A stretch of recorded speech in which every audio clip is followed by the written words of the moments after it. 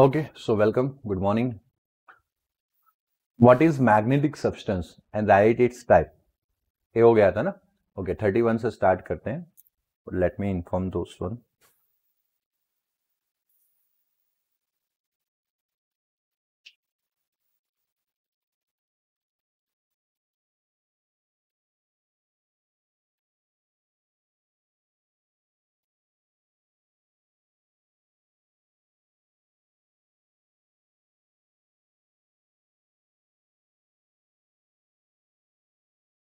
Okay, explain the diamagnetisms and diamagnetic substance. पहले तो ये समझ लो, according to the chemistry, diamagnetic substances are those substances which have a paired electron inside the cell. Cell के अंदर कैसे electrons होंगे? पैर, उसको हम बोलेंगे डाइलेक्ट्रिक सब्सटेंसेस. विच सब्सटेंसेस? बात क्लियर हुआ? हाँ या ना? सो ये केमिस्ट्री की बात हो गई. अब समझते हैं फिजिक्स के तौर पे कि diamagnetic substance are those which have a tendency to move from stronger to weaker part of the external magnetic field. अच्छे से याद रखना है ताकि डायमैग्नेटिक आ जाएगा तो बाकी के दो पैरामैग्नेटिक एंड फेरोमैग्नेटिक इजीली आ जाएंगे. सबसे पहले ये समझो कि अगर मैं डायमैग्नेटिक सब्सटेंस को मैग्नेटिक फील्ड के अंदर रख रहा हूं तो वो स्ट्रॉन्गर से कहाँ हो जाएगा? वीकर पार्ट की ओर जाएगा, from of the external magnetic field. And this substance are repel by the magnet. इसका मतलब कि वो रिपल हो रहा है मैग्नेट से. कैसे? जस्ट फॉर एग्जांपल, मानो कि मैंने एक ही मैग्नेट लिया, ओके, और ये नॉर्थ पोल है और ये कौन सा पोल है? साउथ पोल है. तो आपको पता है कि पोल के नजदीक मैग्नेटिक फील्ड लाइन ऐसे होगी, आया ना? तो पोल के नजदीक मैग्नेटिक फील्ड स्ट्रॉन्ग होगा, यस और नो? पोल से दूर मैग्नेटिक फील्ड कैसा होगा? वीक होगा. अब मैं कोई सब्सटेंस यहाँ पे रख रहा हूँ जो डायमैग्नेटिक सब्सटेंस है. कौन सा सब्सटेंस है? डायमैग्नेटिक. तो आपने बोला कि वो स्ट्रॉन्गर से किसकी ओर जाएगा? तो स्ट्रॉन्ग राइट हैंड साइड था, वहां से वीक लेफ्ट हैंड साइड जाएगा, यस और नो? वो लेफ्ट हैंड साइड जा रहा है मतलब कि मैग्नेट से दूर जा रहा है. मैग्नेट से दूर जा रहा है मतलब रिपल कर रहा है. बात समझ में आया? Logic clear? बात खत्म. ऐसा भी नहीं सोचना पड़ेगा कि ऐसा लिखने के बाद strong to weaker part in external magnetic field and attract, ऐसा वर्ड भी नहीं आएगा दिमाग में. क्यों? क्योंकि आपके पास लॉजिक फिट है. अगर भूल भी जाते हो अट्रैक्ट हो रहा है रिपल, तो just apply the logic. Stronger to weaker याद रखना है आपको. बात क्लियर हुआ? बट याद रह जाएगा कि डायमैग्नेटिक रिपल होता है. ओके, चलो. Figure shows a bar of diamagnetic material which is placed in external field. External field में रखा गया है इस बार ऑफ मैग्नेट को. You can see this is the bar of magnet, नहीं sorry, bar of diamagnetic material. ये रहा, जिसको आपने दो पोल के बीच में, एक मैग्नेट का साउथ पोल, दूसरे मैग्नेट का नॉर्थ पोल, उसके बीच में रख दिया है, यस और नो? तो इसकी जो फील्ड लाइन थी ना वो रिपल हुई. क्या हुई? रिपल. और बाहर निकल गई, मैग्नेटिक मटेरियल से आउटसाइड चली गई. माय मिस्टेक, मैग्नेटिक मटेरियल नहीं है, डायमैग्नेटिक मटेरियल से बाहर निकल गए. So the field lines ripple और एक्सप्लेड इन and the field inside the material going to be reduced when placed in a non uniform magnetic field. ये अभी यूनिफॉर्म मैग्नेटिक फील्ड था, स्ट्रेट लाइन थी सब, but due to this bar of diamagnetic material ये repelled हो गए, field lines बाहर चली गई, कर्वेचर बन गई, यस और नो? बट अगर मान लो कि पहले से ही हम नॉन मैग्नेटिक फील्ड में रखते हैं, the bar magnet tends to move from high to low, strong to weak. जो साइड पढ़ा था वही है, strong to weak field, yes और no? Okay. The simplest explanation for diamagnetism is as follow. Diamagnetism property आता किस तरह से है? तो केमिस्ट्री के अकॉर्डिंगली हमने देखा कि dual electron, double pad electron होने चाहिए ऑर्बिटल में. आया समझ में? और अगर हम थोड़ा इसके रिगार्डिंग बात करें तो electrons in the atom orbiting around the nucleus possesses orbital angular momentum. ये तो ऑलरेडी हम चैप्टर नंबर 4 में पढ़ के आए. इलेक्ट्रॉन्स जो होते हैं एटम के अराउंड ऑर्बिटल में जब घूमते हैं तो उसके पास कौन सा मोमेंटम होता है? एंगुलर मोमेंटम होता है. और एंगुलर मोमेंटम के अकॉर्डिंगली उनके पास मैग्नेटिक मोमेंट आती है. चैप्टर नंबर 4 में डिराइव्ड किया था बोहर मैग्नेटो वाला, यस और no? This orbiting electrons are equivalent to current carrying loop and thus they possess orbital magnetic moment. Sentence of the chapter number 4. बहुत detail में हमने इसको कवर कर लिया चैप्टर नंबर 4 में. तो जस्ट हमें बताना है कि इलेक्ट्रॉन जो ऑर्बिटल मोशन करते हैं उसकी वजह से उनके पास करंट लूप क्रिएट होती है और करंट लूप से उनके पास आती है ऑर्बिटल मैग्नेटिक मोमेंट, यस और no? Diamagnetic substance are the one in which resultant magnetic moment in atom is 0. Initially अगर आप विथआउट एनी फील्ड, किसी फील्ड में रखे बिना अगर मैग्नेटिक मटेरियल्स की बात करते हो तो टोटल मैग्नेटिक फील्ड 0 हो जाएगी. क्यों? क्योंकि पेयर इलेक्ट्रॉन है. पेयर इलेक्ट्रॉन तो आपको पता है ना, दोनों के ऑर्बिटल मोमेंट डिफरेंट टाइप की होती है, ऑपोजिट होती है. रोटेशन ऑपोजिट होता है, and that's why total magnetic moment क्या हो जाएगा, जीरो, एक दूसरे को कैंसिल कर देगा. When the magnetic field is applied, those electrons having a orbital magnetic moment in the same direction slow down. अब क्या होगा, देखो डायमैग्नेटिक अकॉर्डिंग टू केमिस्ट्री सोचे तो उनके ऑर्बिटल में दो दो इलेक्ट्रॉन होंगे और दोनों इलेक्ट्रॉन का स्पिन जो है वो डिफरेंट डिफरेंट होगा, ऑपोजिट होगा. तो एक जो स्पिन है, मतलब एक जो रोटेशन है, उसकी वजह से जो मोमेंट क्रिएट होगा वो फील्ड की डायरेक्शन में होगा.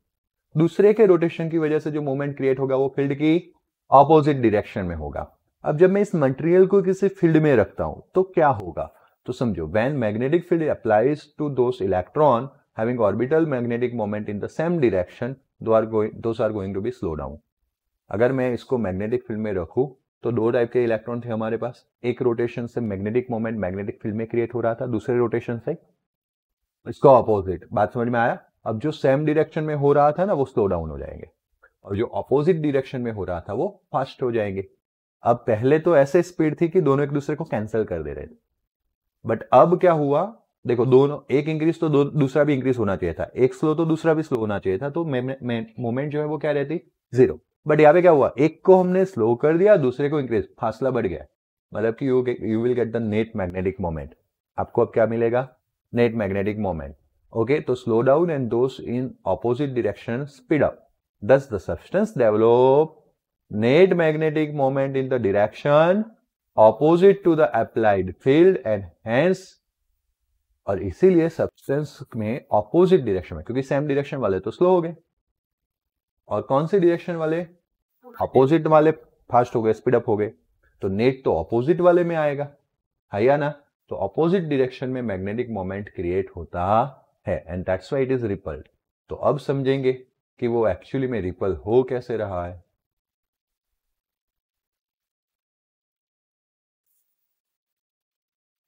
तो ए मैंने क्या ड्रॉ किया, magnetic field lines, non uniform magnetic fields, yes और नो. चलो यहां पे फील्ड कैसा है, स्ट्रॉन्ग है, और इस साइड पे फील्ड कैसा है, क्योंकि फील्ड लाइंस का सेपरेशन ज्यादा है. बात क्लियर हुआ. अब मानो कि मैं उसमें कोई डायमैग्नेटिक सब्सटेंस पुट कर रहा हूं, एनी डायमैग्नेटिक सब्सटेंस जो मैंने यहां पे प्लेस किया.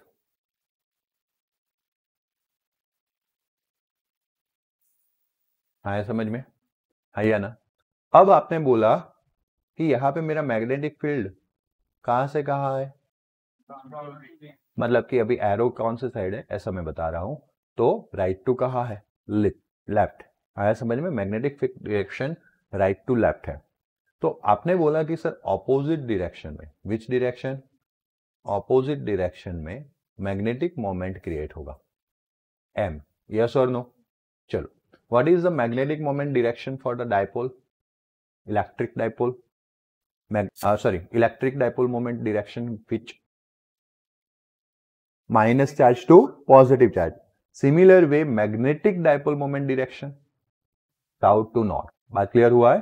दैट मीन्स कि ए जब मैग्नेटाइज होगा तो this end is act as a south end this end act as a north. जो भी मैं यहाँ पे आपको क्वेश्चन कर रहा हूं ना, whenever you are confuse, आपको अपने आप को क्वेश्चंस करने हैं.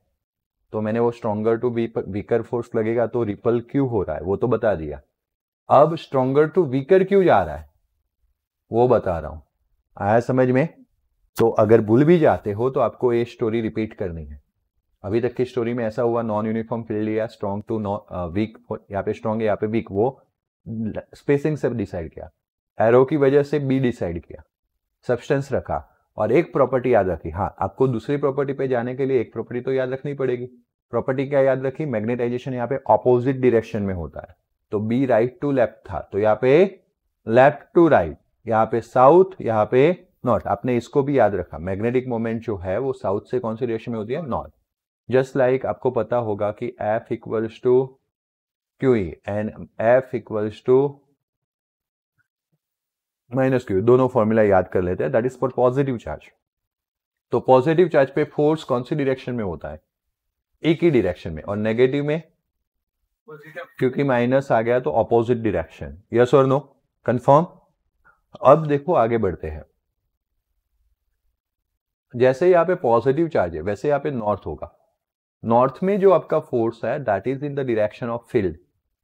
मैग्नेटिक फील्ड, नॉर्थ में जो फोर्स लगेगा वो मैग्नेटिक फील्ड की डायरेक्शन में होगा, हाँ या ना। बट यहाँ पे फील्ड कैसा है, स्ट्रॉन्ग, तो वो फोर्स बड़ा लगेगा, ज्यादा लगेगा। ओके, एरो बता रहा है मैग्नीट्यूड ऑफ फोर्स। बात क्लियर हुआ। अब अगर साउथ की बात करें, किसकी बात करें, साउथ, तो वो फोर्स ऑपोजिट डायरेक्शन में लगेगा और कम लगेगा। क्यों, क्योंकि यहाँ पे फील्ड कैसा है, वीक है, वीक है। गॉट इट ना। तो अल्टीमेटली फोर्स कौन सा ज्यादा है, नॉर्थ वाला। नॉर्थ वाला जो है वो ऐसे लेफ्ट हैंड साइड लेके जाने का ट्राई करेगा, एंड दैट्स वाई वो स्ट्रॉन्गर से कहा जाएगा। बात खत्म, क्लियर हुआ, हाँ या ना। अब मानो कि हम उल्टी स्टोरी करते हैं फॉर द पैरामैग्नेटिक वन। तो सिंपल सा है, सेम कॉन्सेप्ट से क्लियर हो जाएगा। मैं एक काम कर लेता हूं, उसी में खत्म कर लेता हूं कि अगर सेम आर्ग्यूमेंट आप करो तो पैरामैग्नेटिक्स के लिए भी आप डील कर पाओगे। जस्ट फॉर एग्जांपल, जैसे यहां से स्टोरी चेंज होगी, this is for what, diamagnetic. तो पैरामैग्नेटिक में वो मेरा एम जो है ना वो इस तरह से आ जाएगा, सेम डायरेक्शन में आएगा पैरामैग्नेटिक सब्सटेंस के लिए। तो आपका ये जो नॉर्थ था वो अब क्या बन जाएगा, और साउथ था वो क्या बन जाएगा। तो फोर्स यहां पे ही ज्यादा लगने वाला है क्योंकि यहाँ पे फील्ड ज्यादा है, लेकिन अब एरो क्या हो जाएगा, चेंज हो जाएगा ना, क्योंकि साउथ में ऑपोजिट डायरेक्शन में लगता है और बी तो राइट टू लेफ्ट जा रहा था, और नॉर्थ में इस डायरेक्शन में लगता है क्योंकि नॉर्थ पोल इधर आ गया तो इस डायरेक्शन में लगेगा। अब कौन सा फोर्स ज्यादा, ए वाला या ए वाला, साउथ वाला। तो वो किसकी ओर है, ऐसे राइट हैंड साइड, यस और नो। मतलब कि वो मैग्नेटिक फील्ड में रखोगे आप तो वीक मैग्नेटिक फील्ड से किसकी ओर जाएगा, स्ट्रॉन्ग। मतलब यहाँ पे अगर पोल माने हम तो उसकी ओर जाएगा, मतलब अट्रैक्ट हो रहा है, क्या हो रहा है। तो बात क्लियर हो गई, कंफर्म है ना। तो हमने काफी सारी चीजें क्लियर कर दी, याद आ गया, याद रह जाएगा ना। और इस आर्ग्यूमेंट से ही आपको आंसर पे पहुंचना है, नहीं कि रट्टा लगा के। क्योंकि जो भी आप देखो, प्रैक्टिस हो गई है इनफ तो फिर समझ लो कि आपको याद रहने वाला इजीली। बट प्रैक्टिस इनफ नहीं हुई है तो कॉन्सेप्ट याद रखो। कॉन्सेप्ट याद रखने में एक्चुअली में टाइम कम जाता है, कंटेंट सीधा याद रखने में टाइम बहुत जाता है। आप लोगों को ये बता दूं, जब भी पढ़ते हो तो ईच एंड एवरी लाइन पे क्यू क्वेश्चन होना चाहिए और जिसका आंसर भी दिमाग में होना चाहिए, तभी आपकी स्टडी हो रही है। बात क्लियर हुआ ना। सिंपल सा था कि हमने यहाँ पे ऑपोजिट डायरेक्शन में फील्ड जनरेट हुआ, मैग्नेटिक मोमेंट, तो पूरा कंक्लूड कर लिया जस्ट हमारे कॉन्सेप्ट अप्लाई करके, और इट में स्टडी इजी। बस इसमें कुछ नहीं था। अगर मैं यहाँ पे ये नहीं समझाता तो भी अंदर तो दिया ही नहीं था, तो एक बार तो आपको भी पता नहीं चलता क्योंकि यू आर द न्यू, बराबर। बट मुझे पता था कि ये इस तरह से लिंक होके रेडी होता है। तो अब जब आपको पता चल गया तो आपको भी याद रखना है। अब जब सामने वाले को आप बताओगे ना तो सामने वाला भी पता लगा, अरे यार इसके पास तो बहुत नॉलेज है। समझ में आया। सीधा बोलने से देखो, बात तो सीधी सीधी भी बोलते ना तो खत्म हो जाती। ये डायमैग्नेटिक है, स्ट्रॉन्ग से किसकी ओर जाएगा, वीक की ओर, रिपल हो रहा है। और रिपल वाला भी कॉन्सेप्ट कितना अच्छे से समझ लिया हमने कि पोल होता है तो पोल के नजदीक स्ट्रॉन्ग फील्ड, फिर बाहर जाओ दूर जाओ वैसे वीक, इसलिए पोल के नजदीक रखा तो स्ट्रॉन्ग से वीक गया, पोल से दूर गया, मैग्नेट से दूर गया। क्या बोलोगे इसको, इजी है, आया समझ में। बट लिंक करना सीख जाना है ना। ओके। और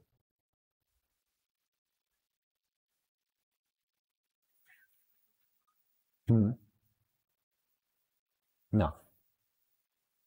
कैसे, मानो कि ये नॉर्थ है, ओके।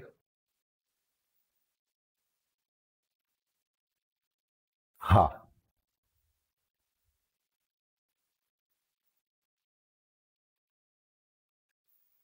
ओके, ऐसे भी समझ सकते हैं।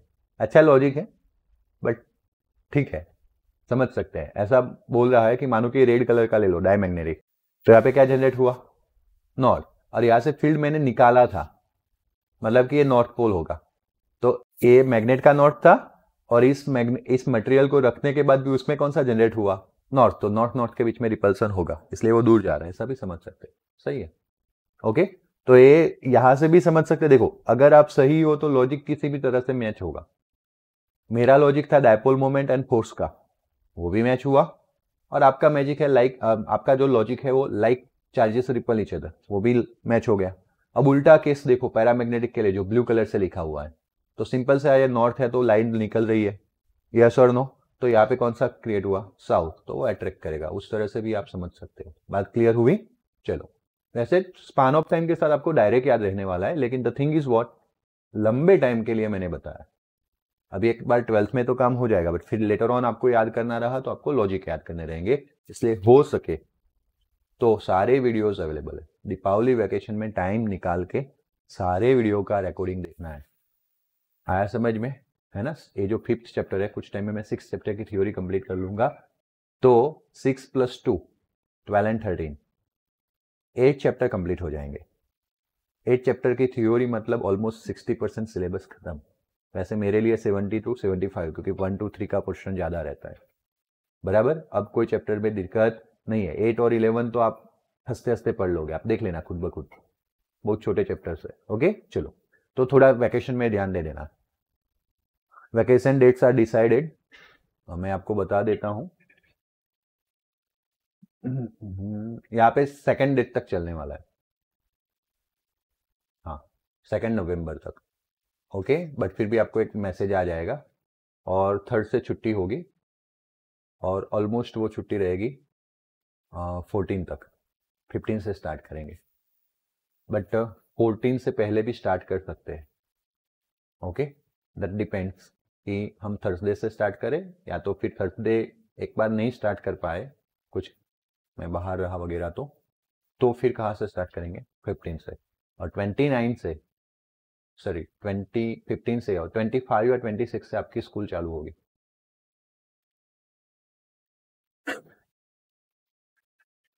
एक, दो, तीन, सॉरी 18 से आपकी डेट चालू होगी, हाँ मतलब स्कूल चालू होगी। और स्कूल में आपको शायद वैकेशन 28 से मिलने वाला है।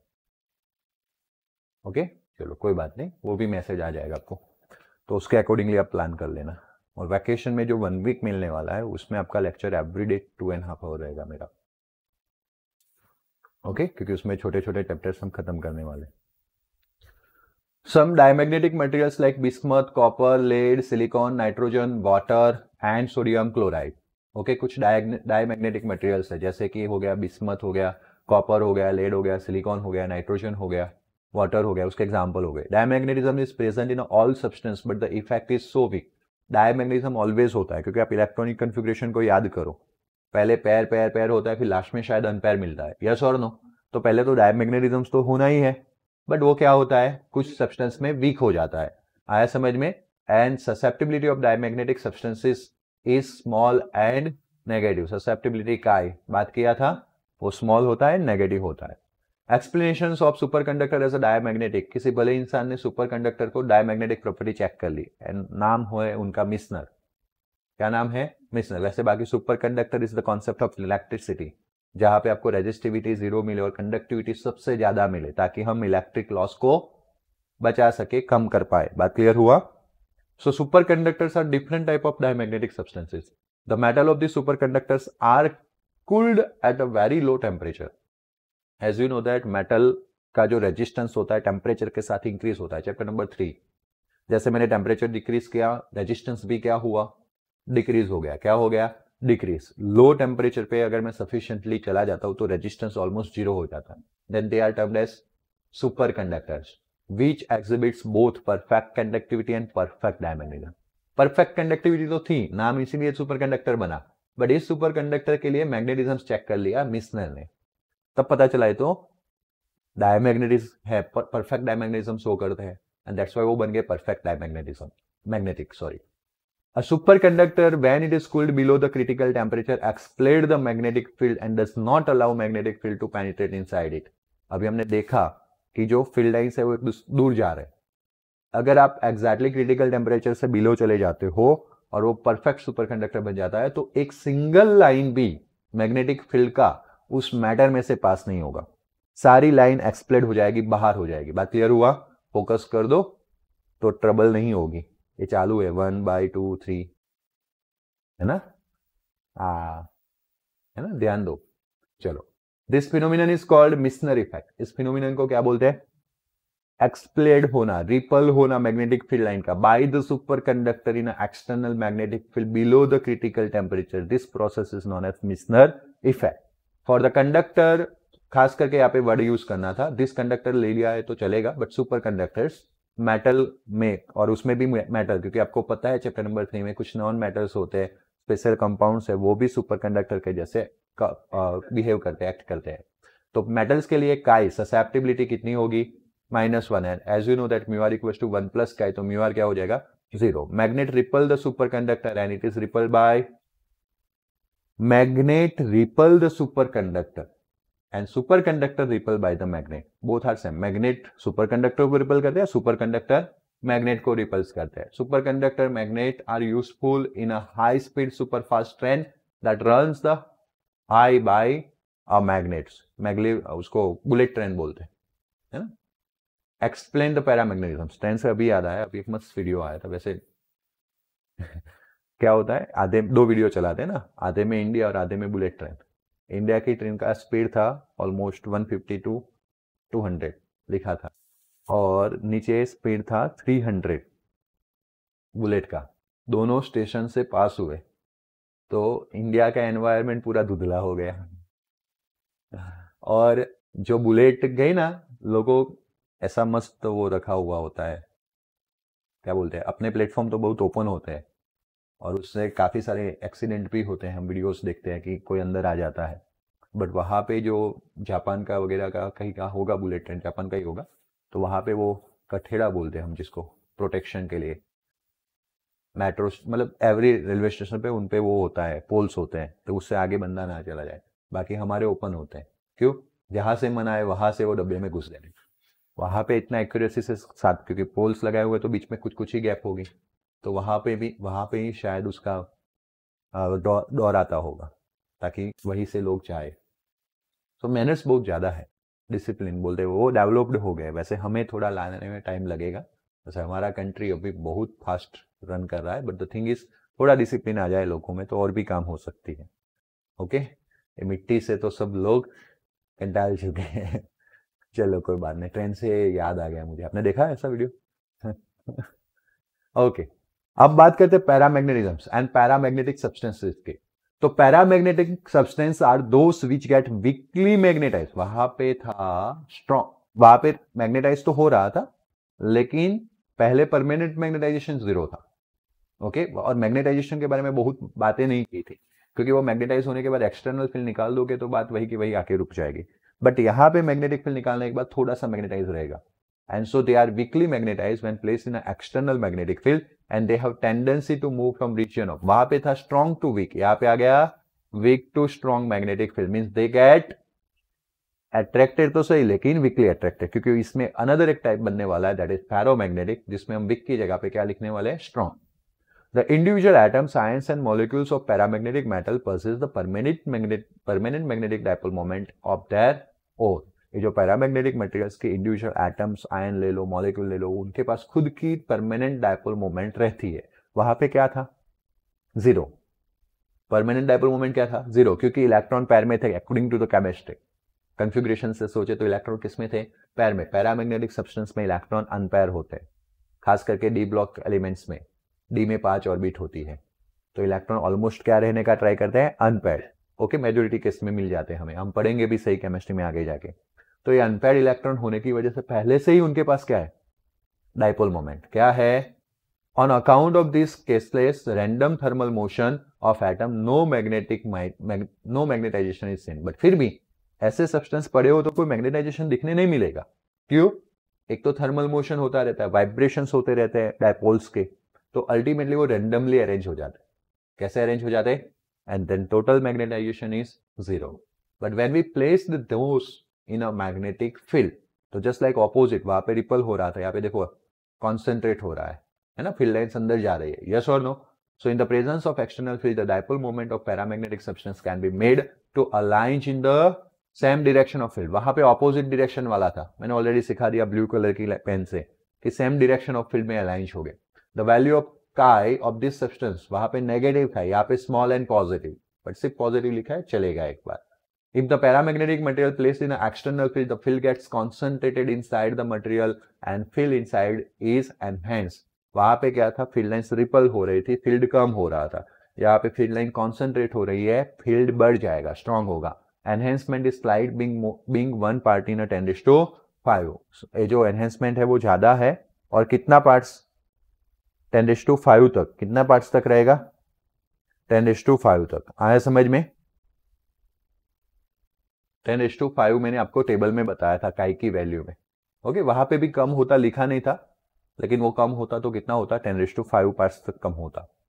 When a bar of substance is placed in a non-uniform magnetic field, bar will tends to move from weak field to, already मैंने स्टोरी बता दी मैग्नेटिक डायपोल मोमेंट से। ओके, सम पैरामैग्नेटिक मटेरियल्स के example में देख लो, aluminium, sodium, calcium, oxygen and copper chloride. देखो listen, ये तो आपको थ्योरी में तो लिखता ही है, एमसीक्यू में काफी आता है और परेशानी वाला क्वेश्चन है। अब सोचो, मैं इसका एमसीक्यू दे दूं और नीचे 4 ऑप्शन दे दूं, सब सेम ही लगेगा। ये सबसे ज्यादा दिक्कत वाले एमसीक्यू है। कहने के लिए मेरे लिए क्या है, थियोरिकल एमसीक्यू था, नहीं आया मेरे लिए ये सेंटेंस है, बट आपके लिए इसके एग्जांपल उसके एग्जांपल मिक्स है, सिंपल सा है। और ये एग्जांपल इधर ही डील नहीं होती है, केमिस्ट्री अलग होता है, ये अलग होता है, कई कितने जगह पे आएंगे।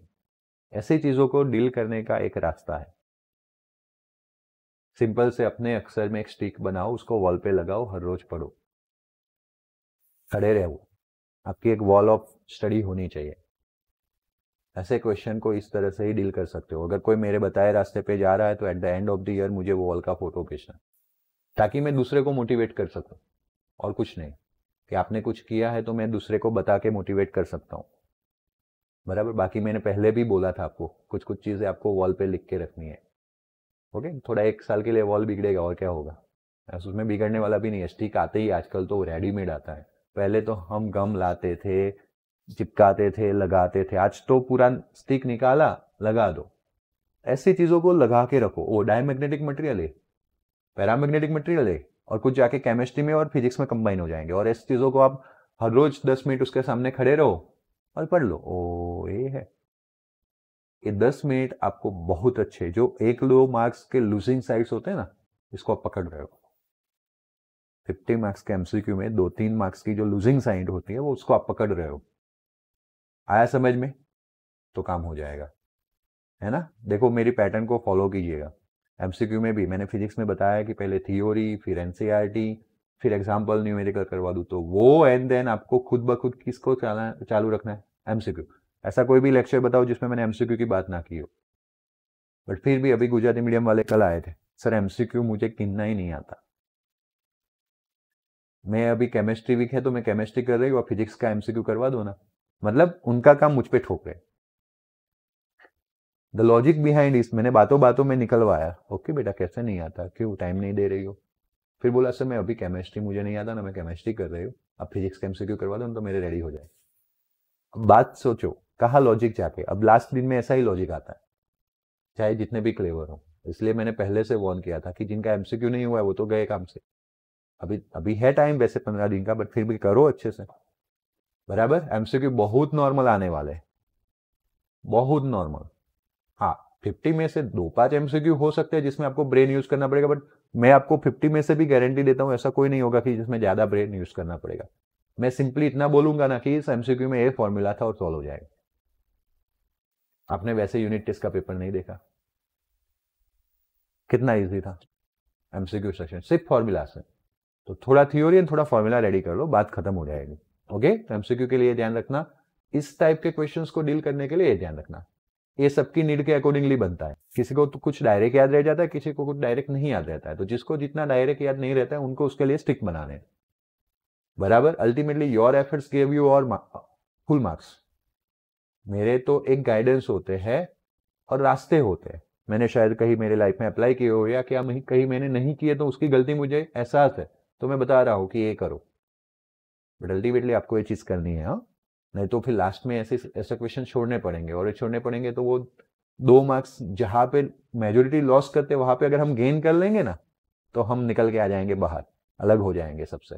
ओके चलो, और ये सिर्फ इम्पोर्टेंट बोर्ड की एग्जामिनेशन के लिए भी नहीं है, गुड सीईटी के लिए भी है, जो भी एक गेम चेंजिंग खेल है।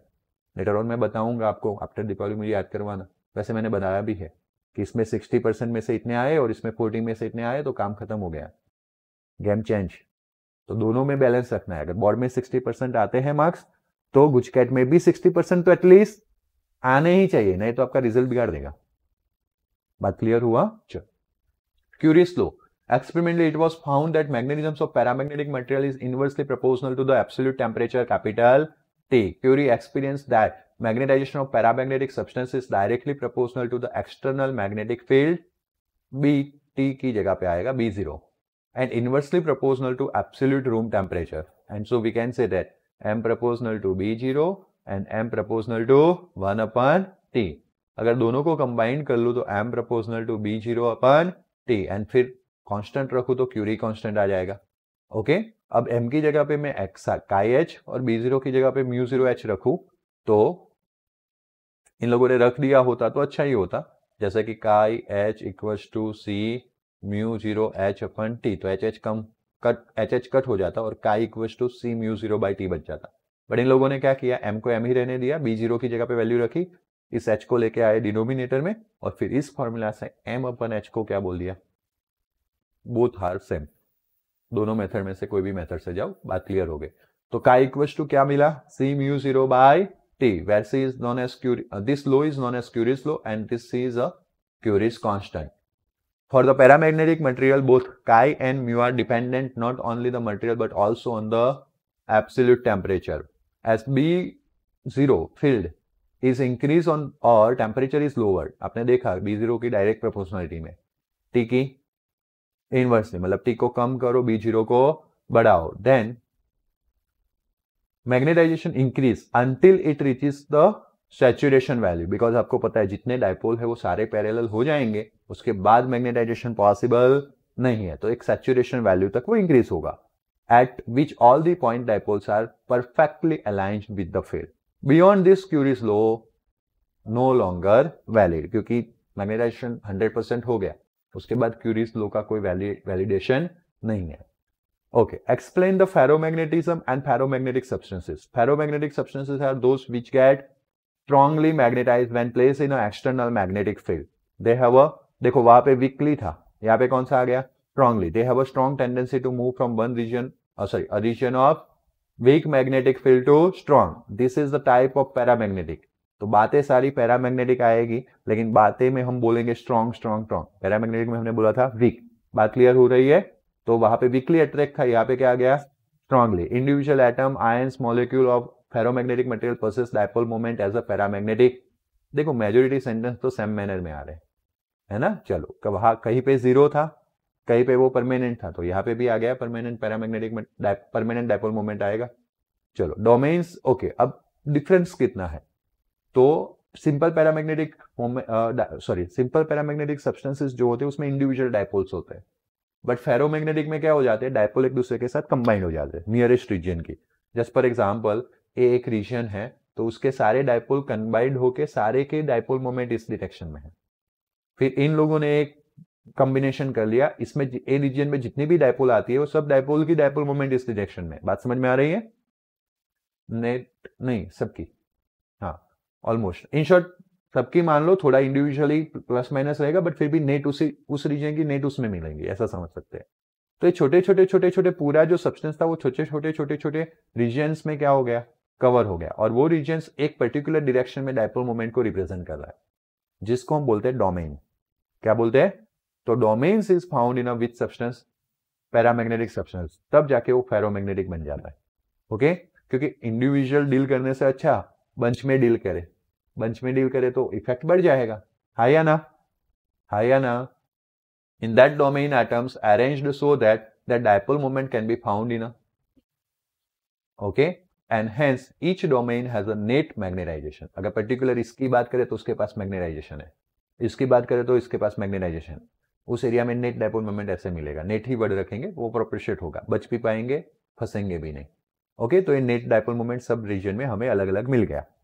तो ये अलग अलग डोमेन्स जो है वो नेट डायपोल मोमेंट कंसिस्ट करते हैं, बट अगर सबके डायपोल मोमेंट का समेशन किया जाए ना तो जीरो हो जाएगा.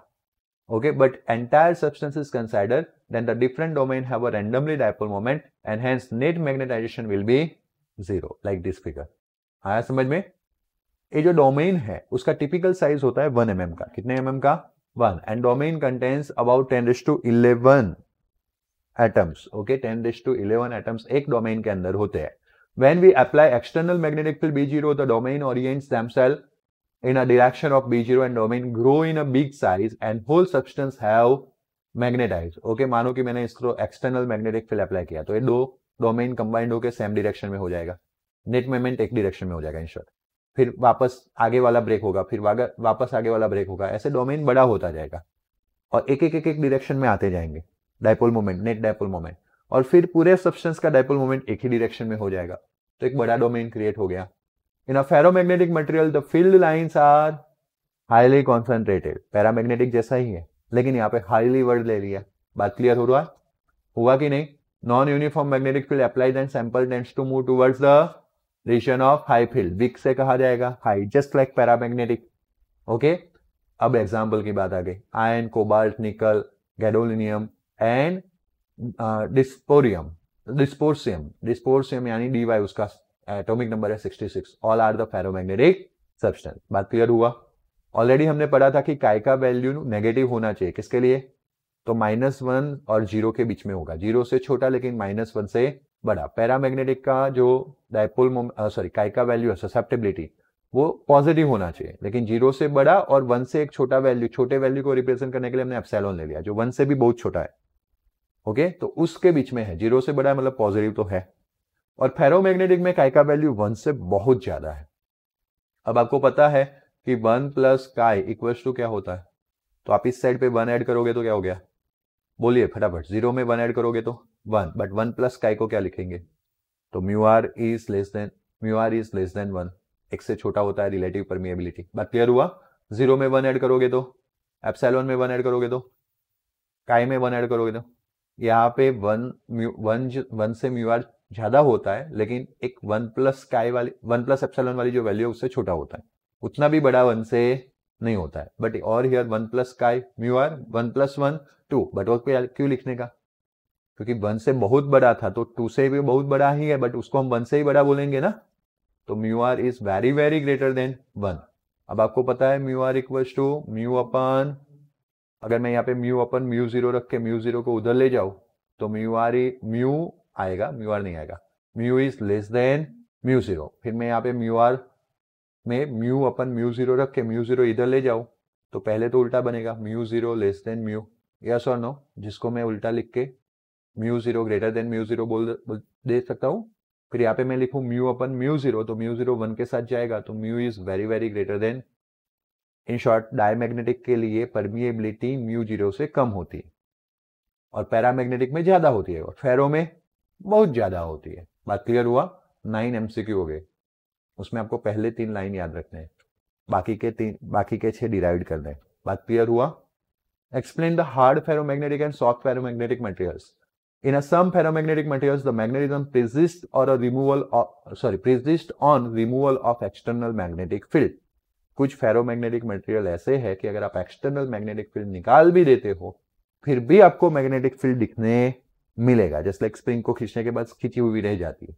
Likewise such a material called hard magnetic materials, alnico, aluminium, nickel, cobalt and copper, CO से 2 याद रखने हैं, और उसमें iron is the base metal, iron के अंदर इन तीनों को चारों को ऐड करना है, तो iron, aluminium, nickel, cobalt and copper. In a one such material the naturally occurring lodestone,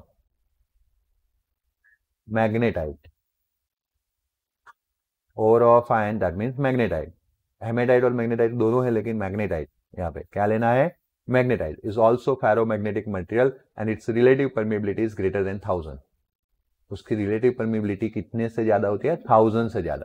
such material forms a permanent magnet to be used among the other thing as a compass needle, इसमें से हम permanent magnet बना सकते हैं just like compass needle. Soft magnetic materials, there are some ferromagnetic materials in which magnetisation disappears on removal of external magnetic field, this material is called soft, जिसमें persist कर जाता है हार्ड, जिसमें remove हो जाता है soft. Okay, this material used in an electric bell, crane, transformer, in short electromagnets. Electromagnetics में soft material हो जाता है, सॉफ्ट फेरोमैग्नेटिक मटेरियल यूज होगा, और परमानेंट मैग्नेट बनाने के लिए हार्ड फेरोमैग्नेटिक। बात क्लियर हुआ? Explain curies temperature. The ferromagnetic property depends on temperature.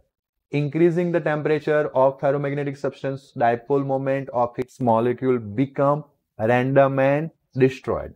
Okay, dipole moment जो है वो रैंडम हो जाएगा और डिस्ट्रॉय हो जाएगा। At the high enough temperature ferromagnetic substance become अगर बहुत ज्यादा टेम्परेचर लेते हैं तो फेरोमैग्नेटिक सब्सटेंस जो है वो बन जाएगा paramagnetic. The temperature of transition from paramagnetic to paramagnetic, जिस टेम्परेचर पे फेरोमैग्नेटिक सब्सटेंस पैरामैग्नेटिक में कन्वर्ट हो जाते हैं उसको बोलते हैं क्यूरी टेम्परेचर। क्या बोलते हैं? Curie. The susceptibility above the Curie temperature that is, आपने बिलो द क्यूरी टेम्परेचर तो देखा था, psi equals to C mu 0 by T, ऐसा फॉर्मूला था, याद आया? और फिर बोला था जैसे 100% मैग्नेटाइजेशन हो जाता है इसका कोई वैल्यू, मतलब इसका वैलिडेशन नहीं है, बराबर। अगर आप टेम्परेचर बढ़ाते जाओ बढ़ाते जाओ बढ़ाते जाओ, वहां पे कम करके मैग्नेटाइजेशन बढ़ाने की बात हो रही थी, अब उल्टा ही केस समझ रहे हैं, टेम्परेचर बढ़ाते जाओ, बट किसके लिए? फेरोमैग्नेटिक सब्सटेंस के लिए। तो किसमें कन्वर्ट हो जाएंगे? पैरामैग्नेटिक टेम्परेचर के बाद।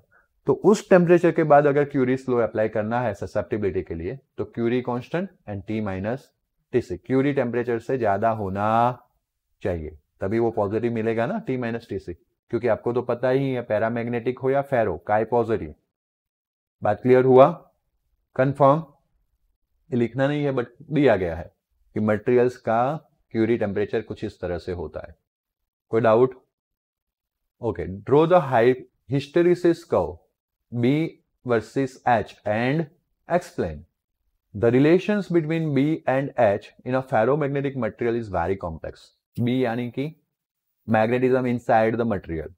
Okay, H यानी मैग्नेटिक इंटेंसिटी, जो आप एक्सटर्नल फील्ड को वेरी करते हो उसको बोलते हैं मैग्नेटिक इंटेंसिटी।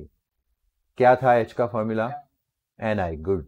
अगर आप करंट को वेरी करते हो सोलेनॉइड के तो मैग्नेटिक इंटेंसिटी H वेरी होगा। एज आपको पता है कि सोलेनॉइड के लिए B0 equals to mu 0 Ni था, वही B0 को हमने म्यू 0 H बोला था। By comparison you will get H equals to Ni। Got it ना? This relation is not linear and it depends on magnetic history of the sample. History के बारे में बाद में देखेंगे, लेकिन लिनियर नहीं है, वो तो क्लियरली फिगर से पता चल रहा है, सारा कर्वेचर फिगर है। Okay, figure shows the behaviour of material through one cycle of magnetization. Let material be unmagnetize initially, पहले ऐसा समझते हैं मटेरियल में कोई मैग्नेटाइजेशन नहीं है। कौन सा मटेरियल है? फेरोमैग्नेट। बात क्लियर हो रही है? उसमें कोई मैग्नेटाइजेशन नहीं है। उसको मैग्नेटाइज करने के लिए हमें रखना पड़ेगा सोलेनॉइड के अंदर। जस्ट लाइक किसी नॉन पोलराइज मटेरियल को, डाइइलेक्ट्रिक मटेरियल को पोलराइज करने के लिए आप किसके अंदर रखते थे? कैपेसिटर के दो प्लेट के अंदर इलेक्ट्रिक फील्ड अप्लाई होता था। वैसे अब सोलेनॉइड के अंदर मैग्नेटिक फील्ड अप्लाई होगा। सोलेनॉइड का नाम बदलने वाला है अपकमिंग चैप्टर्स में, इंडक्टर हो जाने वाला है, बात सेम रहने वाली है, होता सोलेनॉइड ही है, टेंशन मत लेना। ओके, बट हम जनरली दो कंपोनेंट इंडक्टर एंड कैपेसिटर ऐसा समझते हैं। The third component of electric circuit is register. तो नेक्स्ट अपकमिंग चैप्टर है 7 एसी सर्किट्स, जो रियल में हम एसी यूज करते हैं ना, एसी करंट यूज करते हैं ना। पढ़ते तो हमने जितना भी इलेक्ट्रिसिटी पढ़ा डीसी से पढ़ा, बैटरी लगा लगा के, यस और नो? वो चेंज हो जाएगा 7th चैप्टर में, अभी से थोड़ा हाईलाइट इन बिटवीन। चलो कोई बात नहीं। तो यहाँ पे हमने इनिशियली नॉन मैग्नेटाइज लिया, मतलब कि यहाँ पे है हम मैग्नेटिक फील्ड का भी वैल्यू 0 और करंट का भी वैल्यू 0। अब हम उस सोलेनॉइड में रखने के बाद सोलेनॉइड का करंट धीरे धीरे बढ़ा रहे। We place it in a solenoid and increase the current through the solenoid. Current बढ़ाने से H बढ़ेगा, बात क्लियर हो रही है? राइट हैंड साइड जाएंगे हम, और इसीलिए B भी बढ़ता जाएगा, मैग्नेटाइजेशन भी बढ़ता जाएगा ना, क्योंकि आपने बोला ना कि फेरोमैग्नेटिक के डायपोल्स पैरेलल होते जाएंगे, डोमेन्स ब्रेक होते जाएंगे, हाई या ना? अब जितने भी डायपोल्स है वो पूरे के पूरे पैरेलल हो जाएंगे बेटा, तब जाके ये यहाँ पे पहुंचेगा सैचुरेशन पॉइंट पे। अब अगर आप आगे करंट बढ़ाओगे तो कोई मैग्नेटिक फील्ड बढ़ने वाला नहीं है, वो 1.5 टेस्ला तक बढ़ गया। बात क्लियर हुआ? अब आगे कोई करंट बढ़ाने से बढ़ने वाला नहीं है, तो उसको एक्सप्लेन कर दो। The magnetic field B of the material rises and saturate as shown in the figure with the curve OA। O से लेके हमने A तक का कर्व बता दिया, यस और no?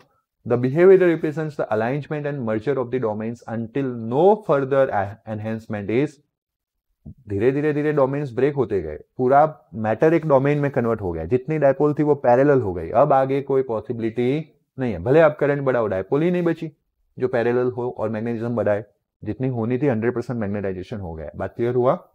It is possible to increase the current beyond this point, B is not increase, okay? आप pointless, it is pointless to increase the current। Current आप इंक्रीज तो कर सकते हो लेकिन कोई मतलब का नहीं रहेगा, क्योंकि B इंक्रीज होने वाला नहीं है। अब करंट का नाम ले दिया, इससे समझा रहे हैं कि B H equal to mu zero N I.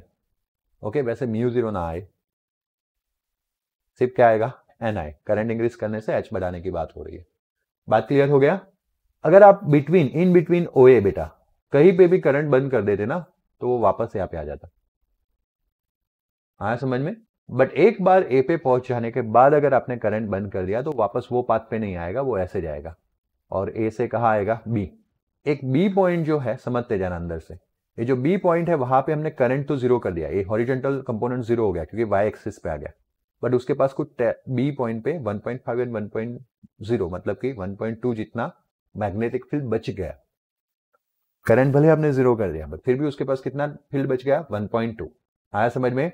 Now you change the polarity, solenoid को प्लस माइनस चेंज कर देते हो और दूसरे डायरेक्शन में करंट पास करते हो तो वापस से कम हो रहा है क्योंकि आपने करंट दूसरे डायरेक्शन में पास करना स्टार्ट किया। पहले ऐसे पास किया था, अब दूसरे डायरेक्शन में पास करना स्टार्ट किया, तो 90 के कुछ वैल्यू पे मैग्नेटिक फील्ड क्या हो गया, जीरो। जो 1.2 था ना, वो मैग्नेटिक फील्ड जीरो हो गया। क्यों? जब आपने एक डायरेक्शन में करंट पास किया था तो अब सारे डायपोल ऐसे अरेंज हुए थे। उल्टे डायरेक्शन में किया तो सारे डायपोल जो ऐसे, जितने भी डायपोल थे ऐसे अरेंज हुए वाले, वो अब ऐसे बनने का ट्राई कर रहे, पैरेलल आने का ट्राई कर रहे, क्योंकि फील्ड चेंज हो गया करंट की डायरेक्शन चेंज होने से। बात क्लियर हो रहा है? तो डायपोल्स ऐसे रोटेट हो रहा है, तो जो 1.2 क्रिएट कर रहे थे ना, वो सब रोटेट होके होके होके वापस किस पे आ रहा है, जीरो पे। तो अगर आप इतना करंट मेंटेन रखोगे तो मैग्नेटिक फील्ड जीरो मिलेगा। मैग्नेटिक फील्ड क्या मिलेगा, जीरो। बट आप अभी भी इंक्रीज कर रहे हो तो वापस इंक्रीज होता जाएगा मैग्नेटिक फील्ड डायरेक्ट। बट अब सब उल्टा होता जा रहा है, उल्टी डायरेक्शन में, और वो भी वहां पे डी पॉइंट तक पहुंचेगा अप टू 1.5। ओके, अब अगर इन बिटवीन कहीं पे भी छोड़ते हो, बी से लेके डी के इन बिटवीन कहीं पे भी छोड़ते हो तो वापस वो कहां चला जाएगा, बी पे आके रुकेगा। और आगे का हिस्ट्री, इस डायरेक्शन में करंट तो बी से ए पे जाएगा, इस डायरेक्शन में करंट तो बी से ऐसे आएगा। That depends on history. B पे आके रुका हुआ है। अब मैं डी पे आने के बाद करंट छोड़ देता हूं तो वो कहां आ जाएगा, एक बार डी पे आ जाने के बाद छोड़ देता हूं तो ई पे आ जाएगा। अब फिर मैं ऐसे करंट पास करूं तो वो ई से ऐसे आगे जाएगा, अगर मैं इस डायरेक्शन में करंट पास करूं तो ऐसे आएगा। आया समझ में? अब ई से वापस पोलैरिटी चेंज करके करंट पहले से पास करता जाऊं तो वापस देखो 90 पे वो जीरो हो जाएगा मैग्नेटिक फील्ड, और अगर और बढ़ाऊं तो वो ए वाले पॉइंट पे पहुंच जाएगा। इन शॉर्ट, ओ ए से निकलने के बाद वापस कभी ओ ए पे नहीं जाएगा, फिर वो घूमता रहेगा A B C D E A. Okay, जो आपने फिगर से समझा उसको एक्सप्लेन कर लेते हैं।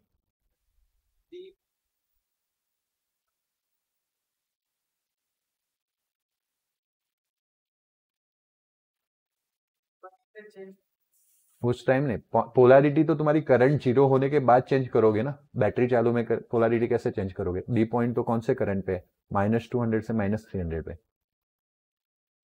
समझ में आया? तो तुम वहां से करंट सिर्फ बंद कर दे रहे हो, बंद कर रहे हो तो वो करंट कम होके -300 से, मतलब इंटेंसिटी जीरो पे आ गया, इसलिए तुम्हारा ग्राफ डी से पहले का आ गया ई। अब तुम ई पे आके पोलैरिटी चेंज कर सकते हो।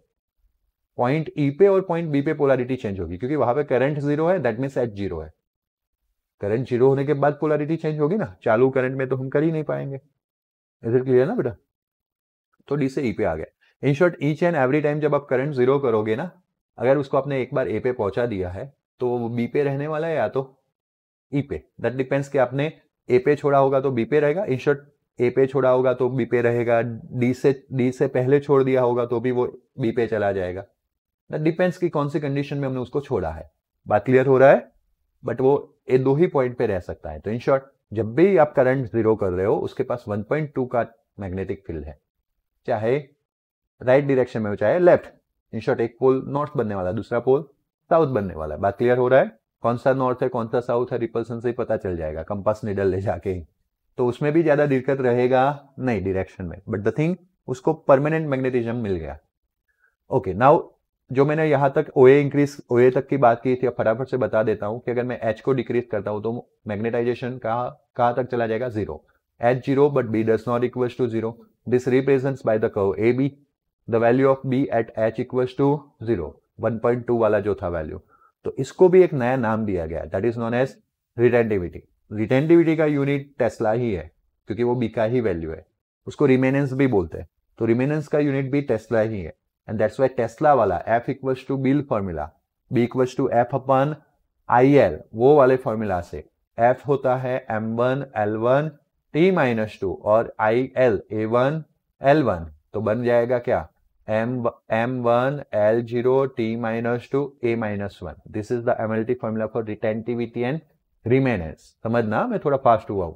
BR equals to 1.2 Tesla, where the subscript are for the retentivity.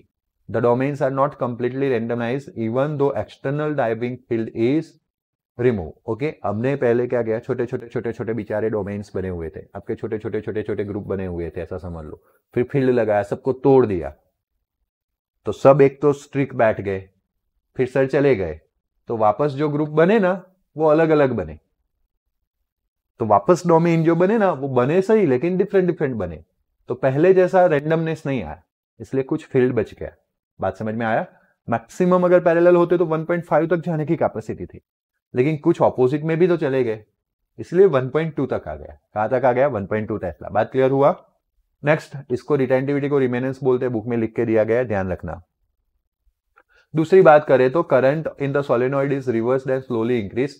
Certain domain are flipped until the net field inside the stand nullified, and this represented by the curve ऐसे था BC. Okay, and the value of H at the C, वहां पे B 0 था और H का कुछ value था, उसको बोलते हैं कॉर्सिटिविटी. क्या बोलते हैं, कॉर्सिटिविटी. यूनिट होगा एम्पियर पर मीटर, तो सिंपल सा है, H का यूनिट था वही कॉर्सिटिविटी का यूनिट रहेगा, और एम्पियर L का -1 और एम्पियर का A1, MLT formula. As a reverse the current increase magnitude, we once again obtain the saturation. This is represented by ED. आपको ग्राफ को ही एक्सप्लेन करना है, A से B, B से C जो मैं एक्सप्लेन करके आया. अब C से कहाँ चला गया, D पे आया, D से कहाँ चला गया, E, बराबर. एंड सैचुरेटेड पॉइंट D से कर्व ED नहीं होगा, एक्चुअली में CD होगा. देखो इसको रिप्रेजेंट करें, नहीं सॉरी, D से फिर वापस कहाँ चला गया, E पे, तो D को रिप्रेजेंट कर रहे हैं, और तब जाके आपको सैचुरेशन पॉइंट कितना मिलेगा, बट ACD है, क्योंकि 1.5 तक ही पहुंचे ना. आगे देखो कौन सा था, BC था ना, तो एक इसका कौन सा होगा, CD.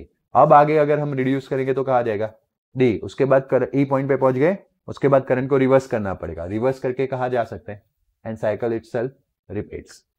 Here the curve OA does not retrace itself, H is reduce. अब आप H बढ़ाओ या कम करो, OA वापस आने वाला नहीं है. For the given value of H and B is not unique, also depends the value of B of previous magnetization. Given value of H, B is not unique. आप देख सकते हो, अगर मान लो कि ये H का वैल्यू है 90 वाला, बराबर समझ लो, तो उसके लिए B के दो अलग अलग वैल्यू मिलेंगे, एक यहाँ पे भी मिलेगा और एक ये भी मिलेगा.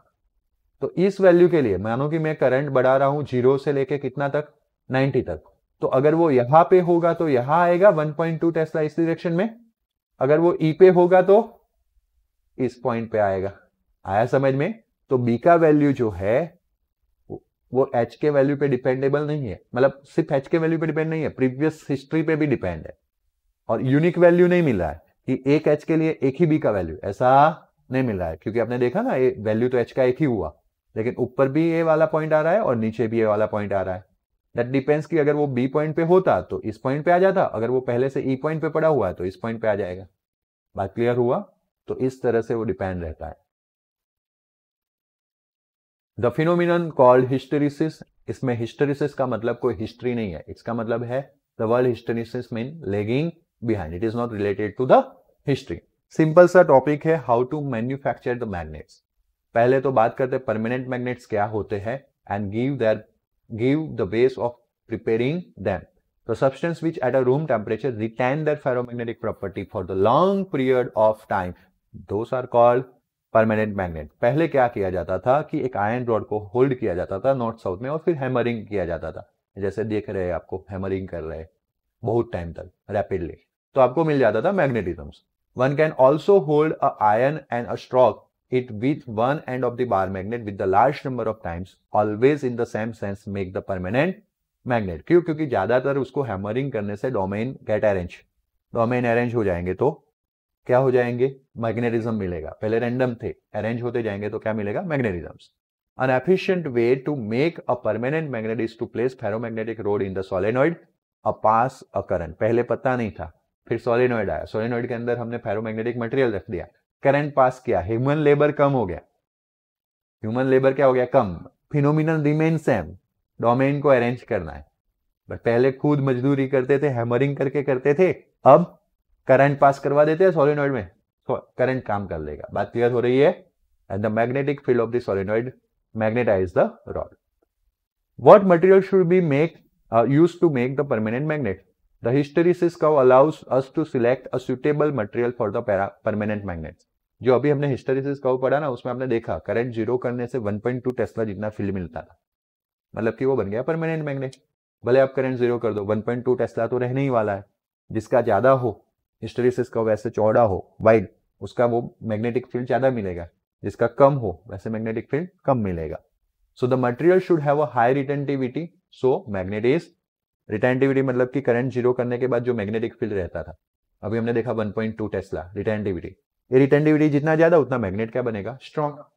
This material have a high coercivity. Simple सा है, एक लॉजिक है, अगर ग्राफ ऊपर की ओर जा रहा है रिटेंटिविटी में, तो कॉर्सिटिविटी में दूर भी जाएगा। जैसे अभी कॉर्सिटिविटी 90 एम्पियर पर मीटर आ रहा था ग्राफ में, अगर रिटेंटिविटी बढ़ेगा तो डेफिनेटली वो सिमेट्रिकली बढ़ेगा, तो वो जैसे ऐसे ऊपर नीचे जाएगा वैसे वो वाइड भी होता जाएगा, विड्थ में भी जाएगा, तो कॉर्सिटिविटी भी ज्यादा होनी चाहिए। आया समझ में? अब कॉर्सिटिविटी क्यों ज्यादा होनी चाहिए? कॉर्सिटिविटी एक्चुअली में है क्या, कि वो करंट का एक ऐसा वैल्यू है कि वहां पे वापस जो मैग्नेटाइजेशन था ना वो जीरो हो जाएगा। जो मैग्नेटाइजेशन 1.2 मिला था वो 90 करंट पे कितना हो रहा था, अब मानो कि किसी भी तरह जीरो क्यों हो रहा है, क्योंकि डायपोल वापस फ्लिप हो रहा है, रिवर्स हो रहा है, यस और नो। अगर मानो कि कोई एक्सटर्नल फैक्टर, मानो कि वो चला गया किसी एक्सटर्नल मैग्नेटिक फील्ड में गलती से, तो वापस फ्लिप हो जाएंगे। बट मानो कि कम कॉर्सिटिविटी होगा तो थोड़े ही डायपोल को फ्लिप करना पड़ेगा और मैग्नेटाइजेशन कितना हो जाएगा। बट ज्यादा कॉर्सिटिविटी होगा तो स्ट्रॉन्ग फील्ड चाहिए, यस और नो। तो ज्यादा कॉर्सिटिविटी इसलिए होना चाहिए कि थोड़े से अगर एनवायरमेंट में चेंज हो तो भी वो अपना मैग्नेटाइजेशन लूज ना करे। तो देखो high coercivity, why? Magnetization is not erase by stray magnetic fields. Okay, बाहर का मैग्नेटिक फील्ड हो तो वो अपना मैग्नेटिज्म इरेज ना हो जाए। दूसरा, टेम्परेचर से फ्लक्चुएशन ना क्रिएट हो। टेम्परेचर ऑलवेज डायपोल को ऑसिलेशन करवाएगा, और कोई ऐसे फील्ड की डायरेक्शन में होगा, छटक के ऐसे हो गया तो मैग्नेटाइजेशन क्या हो जाएगा? कम। बट कॉर्सिटिविटी ज्यादा होगी तो एक दो से फ्लिप होने से कोई फर्क पड़ने वाला नहीं है। बट कॉर्सिटिविटी कम होगी तो एक दो भी फ्लिप हो गए, मैग्नेटाइजेशन क्या हो जाएगा? जीरो हो जाएगा, मतलब कि कम हो जाएगा। और माइनर मैकेनिकल डैमेज अगर हो जाते तो डोमेन ब्रेक होने वाले। स्ट्रक्चर तो किसमें से बना हुआ है? डोमेन। कोई चीज ब्रेक हो जाएगी तो डोमेन ब्रेक हो गए तो वापस मैग्नेटिज्म में लॉस हो सकता है। बट ये सबसे बच सकते हैं जब कॉर्सिटिविटी क्या हो। स्टील जो है वो एक फेवर्ड चॉइस है। क्यों? स्टील का पास रिटेंटिविटी तो स्मॉलर है, रिटेंटिविटी स्मॉल है मतलब उतना स्ट्रॉन्ग मैग्नेट नहीं बनेगा as compare to soft iron, but coercivity ज्यादा है। Soft iron has a much smaller coercivity than, okay sorry, यहां से पढ़ते, it has a small retentivity than the soft iron but has a much smaller coercivity of this soft iron. Soft iron का coercivity कम है ऐसा बोल रहे हैं, तो अल्टीमेटली किसका ज्यादा होगा? स्टील। मतलब स्टील एक्सटर्नल चेंज में काम कर सकता है, भले मैग्नेटाइजेशन कम देगा लेकिन एक्सटर्नल चेंज में अपने आप को चेंज करेगा नहीं। वेरएज अगर सॉफ्ट आयन होगा तो मैग्नेटाइजेशन स्ट्रॉन्ग तो देगा, लेकिन थोड़ा सा ब्रेक हुआ या एनवायरमेंट में चेंज हुआ तो वापस मैग्नेटाइजेशन लॉस कर सकता है। बोलो कोई doubt? Another suitable material for the permanent magnets are alnico, cobalt, steel, ticonal, titanium, cobalt, nickel, aluminium, copper भी है इसमें। ओके, चलो। Give the information about the electromagnets. It is known as electromagnet that only have a magnetic property until the electric current from the ferromagnetic material is, जब तक current pass करते हैं तब तक मैग्नेटिक प्रॉपर्टी है, बाद में नहीं है।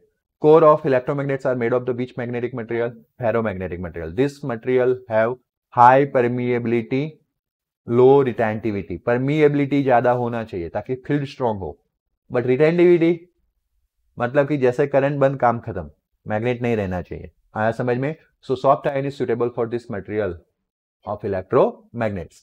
When placing the soft iron rod in the solenoid and passing the current, magnetisms of the solenoid increase by 1000-fold. अभी पढ़ा था आपने permeability greater than 1000।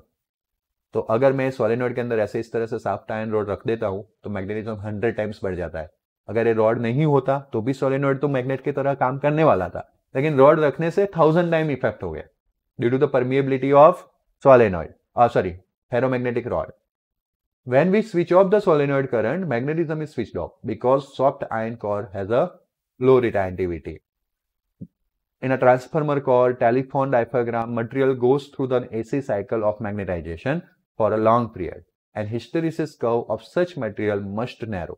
ये hysteresis जो है ना कर्व, अब AC साइकिल से पास हो रहे हैं, AC करंट हम यूज करते हैं टेलीफॉर्म और ट्रांसफॉर्मर में, तो AC साइकिल में तो पूरा सर्कल कंप्लीट होगा, करंट बढ़ेगा, कम होगा, पोलैरिटी चेंज होगी, बढ़ेगा, कम होगा, मतलब ये तो पूरा साइकिल कंप्लीट होने वाला है।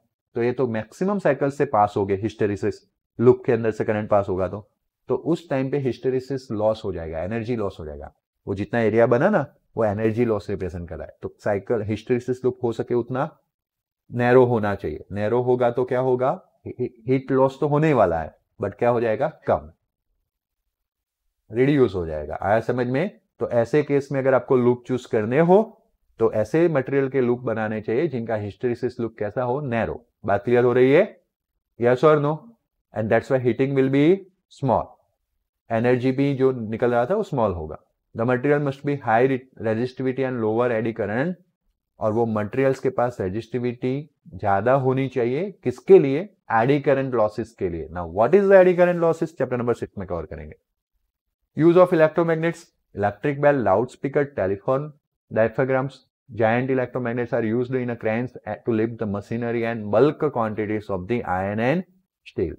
तो बात हो गई क्लियर, चैप्टर भी हो गया खत्म।